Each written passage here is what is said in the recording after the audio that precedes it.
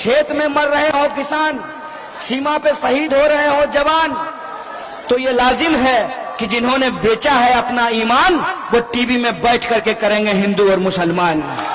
ये जो नए अंग्रेज हैं जो गोरों के साथ बैठ करके चाय पे चर्चा करते थे, आज अंग्रेजों की नीति अपनाकर, फूट डालो राज करो की नीति अपनाकर इस देश को बांटने की साजिश कर रहे हैं। बोलिए आप देश बंटने देंगे क्या?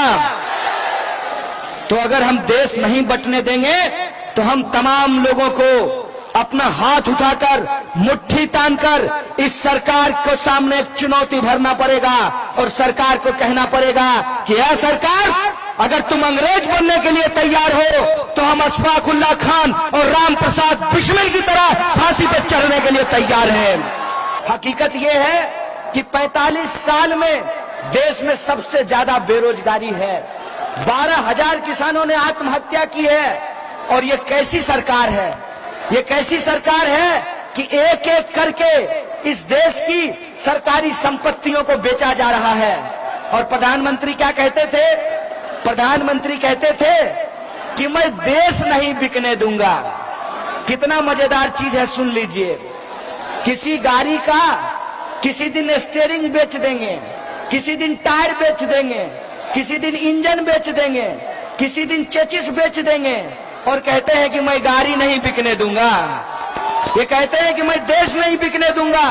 लेकिन इस देश की जो राष्ट्रीय संपत्ति है, जो सरकारी कंपनियां हैं, जो BSNL है, जो LIC है, जो रेलवे है, जो भारत पेट्रोलियम है, जो हाल है, उसको आज बर्बाद करने की कोशिश की जा रही है।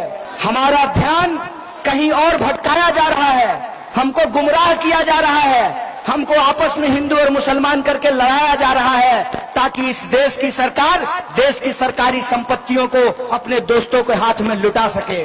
बताइए, ऐसा कौन बाप होता है कि अपना बच्चा मांगे जूता तो उसको दे थप्पड़, और पड़ोसी के बच्चा को जूता के बदला छत्ता खरीद करके ला दे? ऐसा कौन बाप होता है?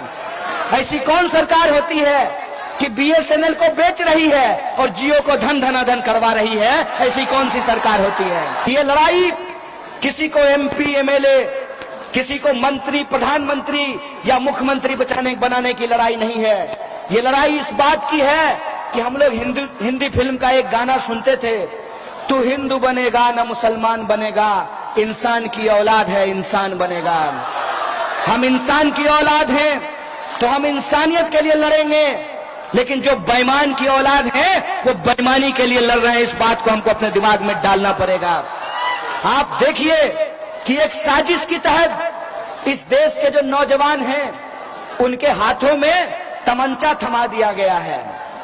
अमित शाह का बेटा BCCI का सेक्रेटरी बना है, वो स्टेडियम में बैठकर चीयर लीडर्स का डांस देखेगा और IPL का मैच का मजा लेगा, और आपको तमंचा पर डिस्को करने के लिए छोड़ दिया है।